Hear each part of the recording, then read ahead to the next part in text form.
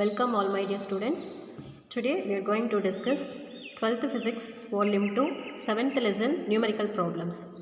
The first problem is the ratio of maximum and minimum intensities in an interference pattern is 36:1. What is the ratio of amplitudes of the two interfering waves? கொடுத்துருக்க problem பாருங்கள். ஒரு interference பேட்டர்னில் இருக்கிற maximum minimum intensities கொடுத்தாச்சு. That is 36:1. அவங்க கேட்குறது அந்த ரெண்டு இன்டர்ஃபரிங் வேவ்ஸோட ஆம்ப்ளிடியூட் என்னன்னு கேட்குறாங்க. சொல்யூஷன் பாருங்கள். இதுதான் நம்ம எடுத்துக்கிற basic formula. Intensity is directly proportional to square of the amplitude. So அதுபடி மேக்ஸிமம் மினிமம் கொடுத்ததுனால ரேஷியோ எடுக்கிறோம். Maximum intensity by minimum intensity is equal to இதனோட ஃபார்முலா தான். மேக்ஸிமம் ஆம்ப்ளிடியூட் இது வந்து ஸ்கொயரில் இருக்குது. டிவைடில் இருக்கிற இந்த இடத்தையும் ஸ்கொயர் தான் வரணும். இது வந்து டைப்பிங் மிஸ்டேக், நீங்கள் வந்து மாற்றிக்கோங்க. அஸ் ஈக்குவல் டு இந்த ஏ ஸ்கொயர்ட் அப்படிங்கிறது மேக்ஸிமமாக இருக்கு இல்லையா, அதை தான் எப்படி எழுதுகிறோன்னா கொடுத்துருக்கிற டூ இன்டர்ஃபரிங் வேவ்ஸ் அதனோட amplitude a1 + a2 the whole square by a1 - a2 the whole square. நம்ம வந்து ஆம்ப்ளிடியூட் ஃபைண்ட் அவுட் பண்ணோம். ஸோ இதில் இருக்கிற a1 a2 தான் என்னென்னு ஃபைண்ட் அவுட் பண்ணோம். அதனால தான் அடுத்த ஸ்டெப் இப்படி எடுத்துக்கிறோம். a1 + a2 by a1 - a2 is equal to இந்த டேர்ம்ஸுக்கு ரூட் கிடைக்கும் இல்லையா. √i maximum by i minimum இந்த டேட்டா கொடுத்தாச்சு. ஸோ 36/1 இது ரூட்டில் இருக்குது. நம்ம கிடைக்கிறது 6ன்னு கிடைக்கும். இப்போ இந்த லெஃப்ட் சைடு இருக்கிற இந்த டேர்ம்ஸு இங்கே இருக்கிற 6 இது ரெண்டும் எடுத்து ஈக்குவேஷனை ரீஅரேஞ்ச் பண்ணுறோம். அப்படி ரீஅரேஞ்ச் பண்ணும்போது நம்ம கிடைக்கிறது a1 / a2 is equal to 7/5ன்னு கிடைக்கும். இது 1 மார்க் அண்ட் 2 மார்க்கில் கேட்குற ரொம்ப இம்பார்ட்டன்ட் ப்ராப்ளம். கம்பல்சரி கொஷின்ஸில் இது கேட்டிருந்தாங்க.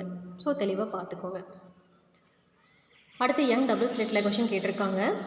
Young double slit experiment 62 fringes are seen in visible region of sodium light. அதனோட wave length 5893 Armstrong. If violet light is light of wavelength 4359 Armstrong is used in place of sodium light, then what is the number of fringes seen? அதாவது ஒரு Young double slit எக்ஸ்பெரிமெண்ட்டில் sodium light use பண்ணுறாங்க. இது அதனோட wave length. இந்த wave length of லைட்டுக்கு நம்ம கிடைக்கிற ஃப்ரிஞ்சஸ் 62. அந்த லைட் இருக்கிற பிளேஸில் இப்போ நம்ம வயலட் லைட் யூஸ் பண்ணுறோம். இது அதனோட வேவ் லென்த்து.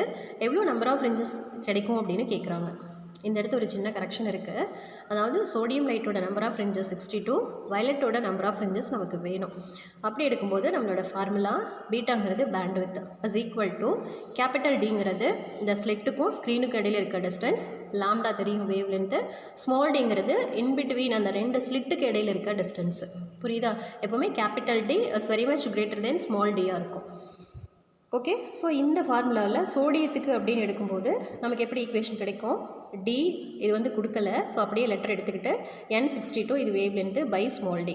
அதே போல் வயலட் எழுதும்போது இது number of fringes find out பண்ணணும். ஸோ n எடுத்துக்கிறோம். ரிமைனிங் இருக்கிற வேவ் லென்த்தை மட்டும் சப்ஸ்டியூட் பண்ணுறோம். இப்போ இந்த இடத்த பேண்ட் வித் வந்து ஈக்குவல் தான். நம்ம வயலட் லைட் யூஸ் பண்ணாலும் சோடியம் யூஸ் பண்ணாலும் நம்ம கிடைக்கிற அந்த பேண்ட் வித் அப்படிங்கிறது beta is same for both the colours of light. So இந்த ஒரு கண்டிஷன் படி நம்ம ரெண்டு ஈக்குவேஷனையும் ஈக்குவல் பண்ணுறோம். அப்படி ஈக்குவல் பண்ணணும் அப்படின்னா பாருங்கள், இந்த மாதிரி நம்பர் ஆஃப் ஃப்ரிஞ்சஸ்க்கு நமக்கு ஈக்குவேஷன் கிடைக்கும். n is equal to wavelength of sodium light into 62 by wavelength of violet light. Remaining terms எல்லாம் கேன்சல் ஆகிடும். அப்படி கேன்சல் பண்ணிவிட்டு எடுக்கும்போது n is equal to 84 அப்படின்னு கிடைக்கும். அதாவது 83.8 நம்பர் ஆஃப் ஃப்ரிஞ்சஸ் வந்து டெசிமலில் நம்ம எப்படி சொல்ல முடியும்? அதாவது 0.5 உங்களுக்கு மேலே போனாவே நீங்கள் வந்து ஒரு கம்ப்ளீட் நம்பராக அதை எடுத்துக்கலாம். ஸோ 83.8 அப்படிங்கிறது இஸ் ஈக்குவல் டு 84.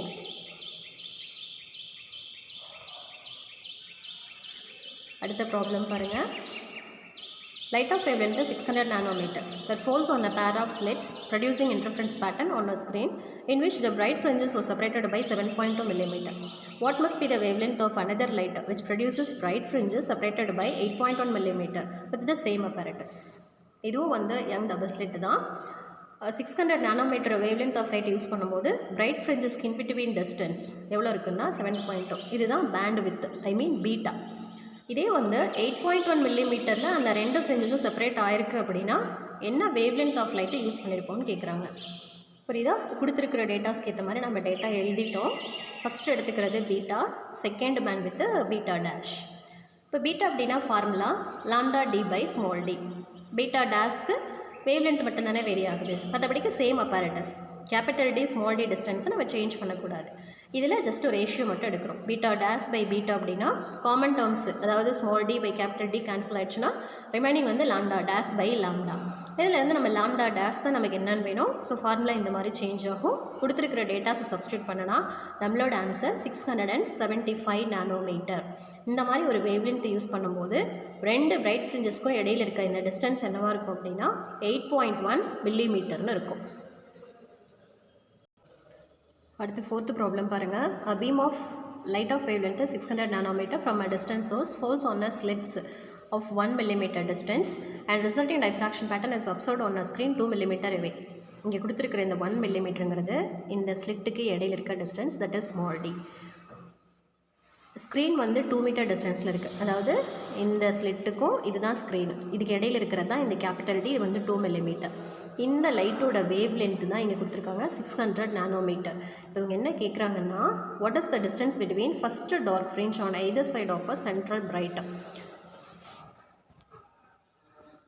பாருங்கள், இது வந்து ஃபஸ்ட்டு டார்க்கு, இதுவும் ஃபஸ்ட்டு டார்க்கு, இது வந்து சென்ட்ரல் மேக்ஸிமா.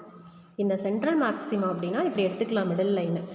இதில் இந்த மிடில் இருந்து மேலே இருக்கிற இந்த ஃபஸ்ட்டு டார்க்கோட டிஸ்டன்ஸ் என்ன, கீழே இருக்க இந்த ஃபஸ்ட்டு டார்க்கோட டிஸ்டன்ஸ். இந்த டிஸ்டன்ஸ் வந்து என்னன்னு கேட்குறாங்க. On either side of central bright. இது சென்ட்ரல் பிரைட்டோட மிடில் பாயிண்ட் இது. இதுக்கு மேலே இந்த டிஸ்டன்ஸும் இந்த டிஸ்டன்ஸ், இது ரெண்டும் சேர்த்து என்னவாக இருக்குன்னு கேட்குறாங்க. அதாவது இது வந்து சென்ட்ரல் பிரைட்னு வச்சுக்கோங்களேன், இதுதான் சென்ட்ரல் பிரைட்டு, இது ஃபஸ்ட்டு டார்க், புரியுதா? அதே போல் கீழே இருக்கிற இதுவும் ஃபஸ்ட்டு டார்க். அதுக்கப்புறம் இது என்னென்னா ஃபஸ்ட்டு பிரைட்டு, மிடில் இருக்கிறது சென்ட்ரல் பிரைட்டு, இது ஃபஸ்ட்டு டார்க்கு, இதுதான் உங்களுக்கு ஃபஸ்ட்டு பிரைட்டு. புரிஞ்சுதா? ஸோ இந்த டிஸ்டன்ஸு தான் நம்ம என்னன்னு ஃபைண்ட் அவுட் பண்ணணும். இதுதான் கேட்குற question. Maximum problem Young double ஸ்லிட்ல இருந்து தான் இருக்கும். கொடுத்துருக்கிறதுக்கு ஏற்ற மாதிரி நம்ம டேட்டா எடுத்துட்டோம்.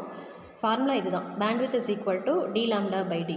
எல்லா டேர்ம்ஸும் சப்ஸ்டியூட் பண்ணுறோம். ஃபஸ்ட்டு பேண்ட்வித், அதாவது அந்த சென்ட்ரல் பிரைட்டுக்கும் மேலே இருக்கிற ஃபஸ்ட்டு டார்க்கோட டிஸ்டன்ஸு 12 × 10⁻⁴ கிடைக்கும். உங்கள் மீட்டரில் கொடுத்துருக்காங்க, நம்மளும் மீட்டர் தான் எடுத்துக்க போகிறோம். அதே போல் சென்ட்ரல் மேக்ஸிமத்துக்கும் கீழே வந்து இதே டிஸ்டன்ஸில் தானே ஃபார்ம் ஆகும். ஸோ டோட்டல் டிஸ்டன்ஸ் அப்படிங்கும்போது β1 + β2 ரெண்டையும் ஆட் பண்ணால் 2.4 மில்லிமீட்டர்னு கிடைக்கும். இந்த பேண்ட்வித் எல்லாம் மில்லிமீட்டர் ரேஞ்சுக்கு தான் இருக்கும். அடுத்ததான், light of wavelength 5000 Armstrong produces diffraction pattern of a single slit of width 2.5 micrometer. What is the maximum order of diffraction possible? இது diffractionல கேட்குறாங்க. diffraction அப்படின்னாவே இதுதான் நமக்கு formula, a sin theta is equal to n lambda. சரியா? இப்போ இந்த இடத்த என்னங்கிறது ஆர்டர் ஆஃப் ஃப்ரிஞ்ச், லாம்டாங்கிறது வேவ் லென்த்து,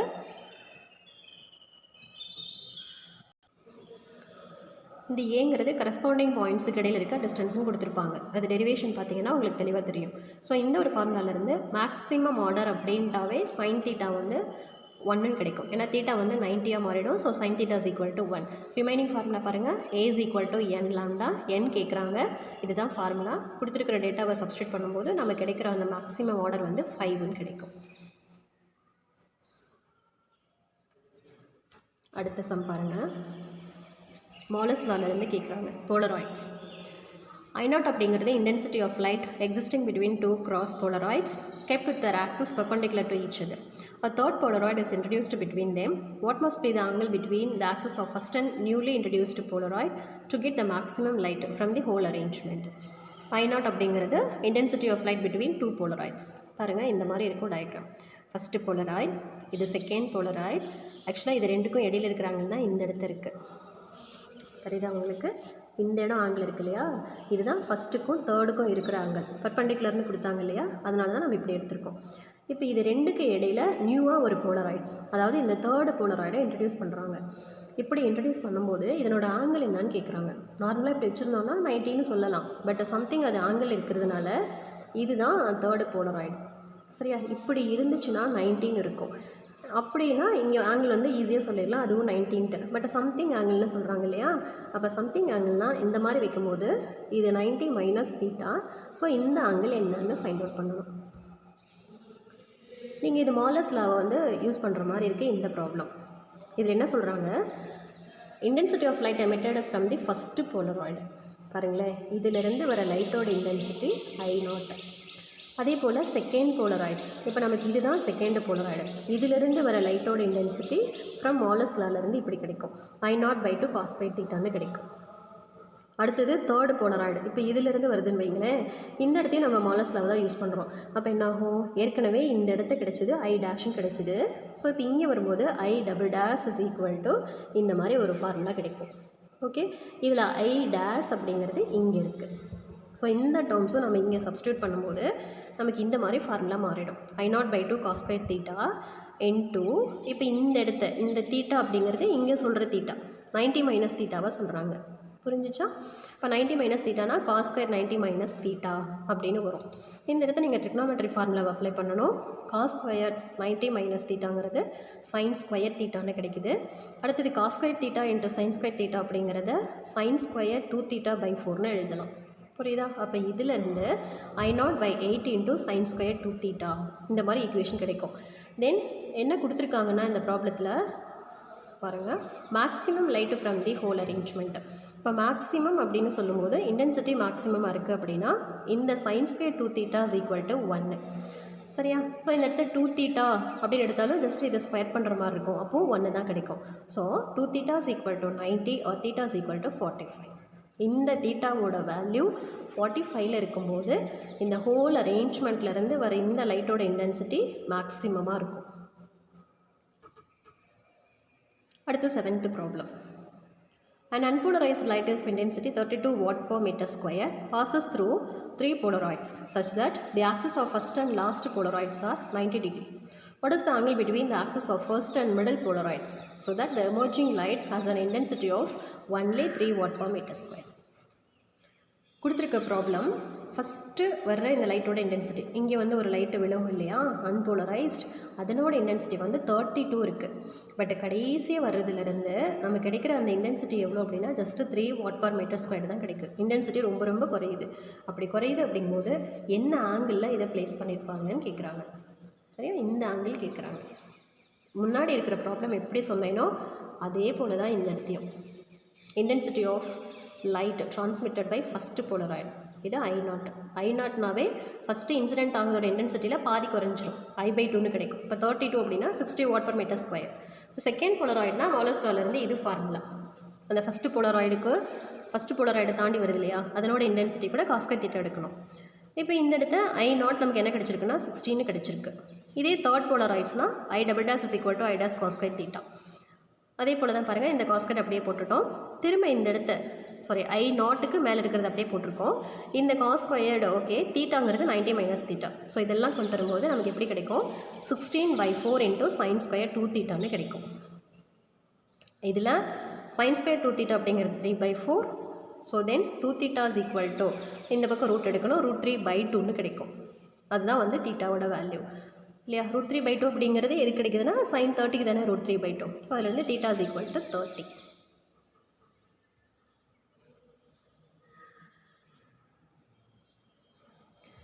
அடுத்து problem 8. Reflected light is found to be plane polarized and an unpolarized light falls on a denser medium at 60 degree with the normal. Find the angle of refraction and critical angle of incidence for a total internal reflection in a denser medium to rarer medium reflection.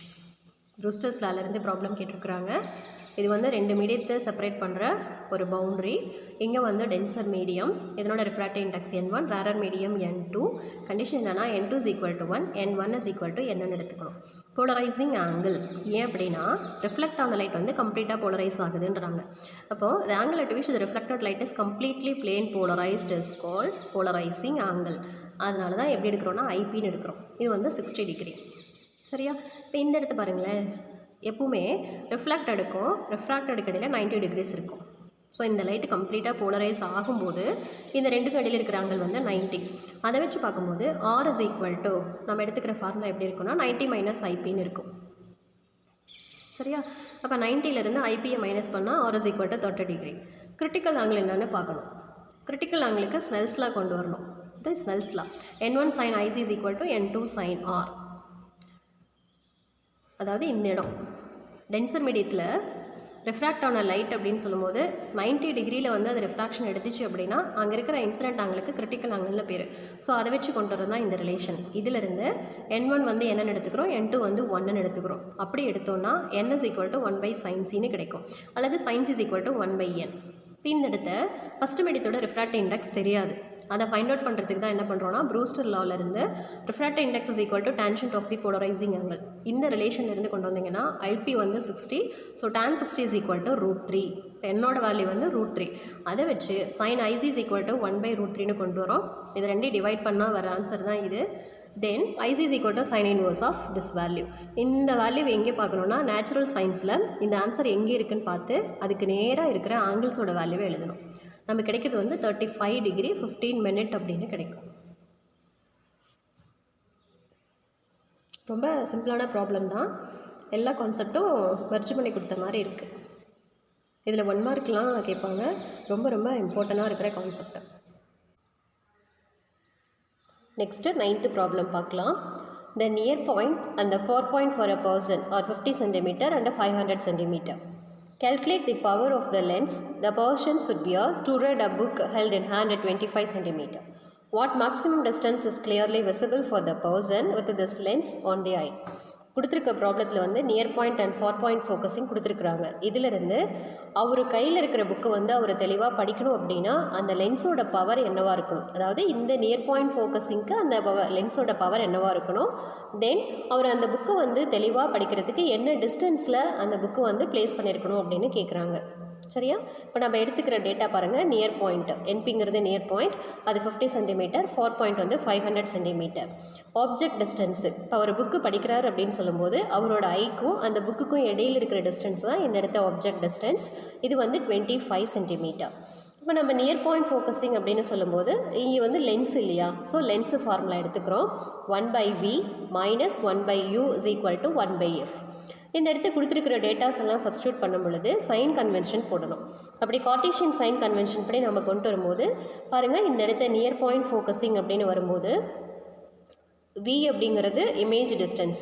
இந்த இடத்த lens அப்படின்னு சொல்லும் போதே நமக்கு அந்த optic சென்டர்லேருந்து left side தான் இந்த இடத்த இமேஜ் ஃபார்ம் ஆகிற மாதிரி இருக்கும். ஸோ அதனால் இந்த இடத்த நெகட்டிவ் சைடு எடுத்துக்கிறோம்.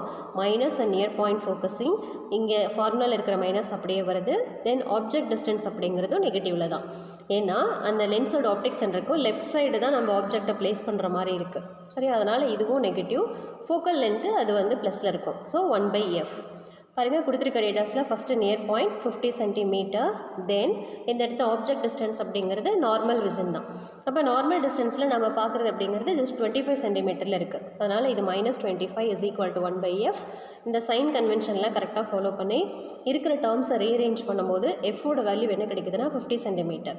இதிலிருந்து power of lens is equal to reciprocal of focal lens which is equal to 100/f metre இருக்குது. அதாவது இது சென்டிமீட்டரில் இருக்குது இல்லையா, இதை வந்து நம்ம மீட்டருக்கு கன்வெர்ட் பண்ணும் பொழுது டிவைடில் 1 × 10⁻²ன்னு வந்திருக்கும். அது நியூமரேட்டர் வரும்போது 100 அப்படின்னு மாறி இருக்கு. சரியா? அப்போ இதிலிருந்து பவர் ஆஃப் த லென்ஸ் வந்து 2 டயாப்டர். பவரோட யூனிட் வந்து டயாப்டர் தானே, அதனால தான் 2D அப்படின்னு இருக்குது. ஓகே, தென் என்ன டிஸ்டன்ஸில் அவர் அந்த புக்கை வச்சு படிக்கலாம் அப்படிங்கிற மாதிரி கேட்குறாங்க. ஃபார் பாயிண்ட் ஃபோக்கஸிங்கில் வரணும் இது. அதே போல் தான் பாருங்கள், இந்த இடத்த மைனஸ் சிம்பிள் வரணும். இது ப்ளஸ் வராது, இந்த இடத்த மைனஸ் போட்டுக்கணும். 1/-500 minus 1/-x is equal to 1/50. இப்போ இந்த இடத்த எக்ஸ் அப்படிங்கிறது இது 1/v மைனஸ் 1/u ஃபார்முலாவுக்கு. இப்போ இது வந்து ஆப்ஜெக்ட் டிஸ்டன்ஸ் அப்படிங்கிறத இந்த இடத்த எக்ஸ்ன்னு எடுத்துக்கிறோம். அதாவது புக்கு எவ்வளோ டிஸ்டன்ஸில் வச்சு படிக்கணும் அப்படிங்கிறத இந்த இடத்த எக்ஸாக எடுத்திருக்கோம்.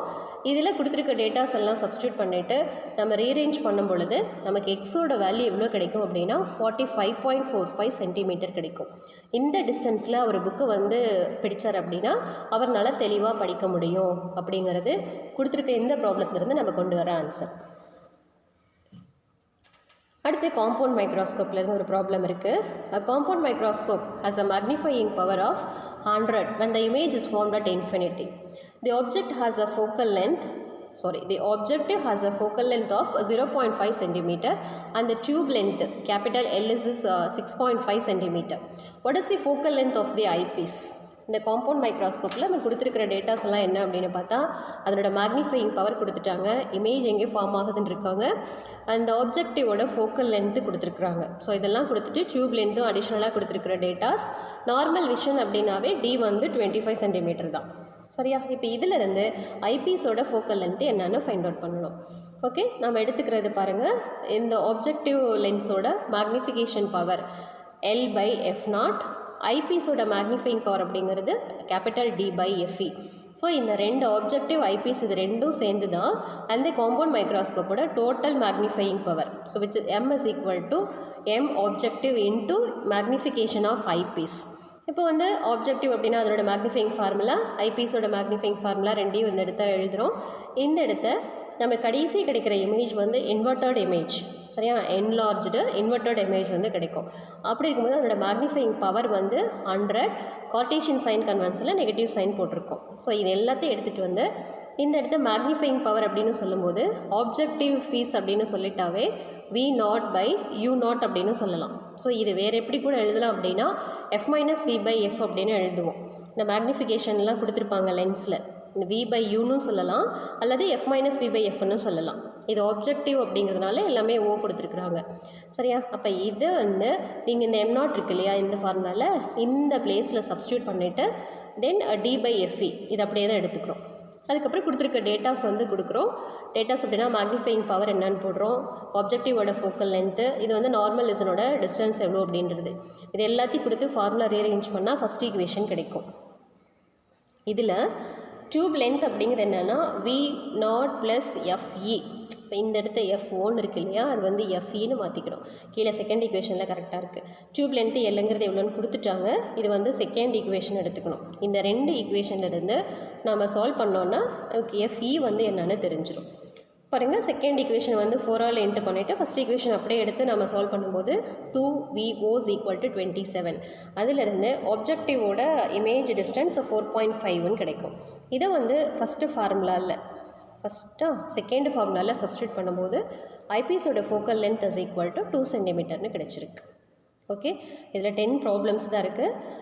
அந்த லென்ஸு ஃபார்முலாவாக இருந்தாலும் மிரர் ஃபார்முலாவாக இருந்தாலும் சரி, நீங்கள் அந்த ஃபார்முலாவை எழுதிட்டு அதுக்கப்புறம் சைன் கன்வென்ஷனை அப்ளை பண்ணணும். அது பண்ண மறந்துடக்கூடாது. சென்டிமீட்டரில் இருக்கா மீட்டரில் இருக்கா அப்படிங்கிறதெல்லாம் தெளிவாக பார்த்துட்டு சால்வ் பண்ணிங்கன்னா நம்ம கரெக்டாக ஆன்சர் வந்துடும். Okay, thank you.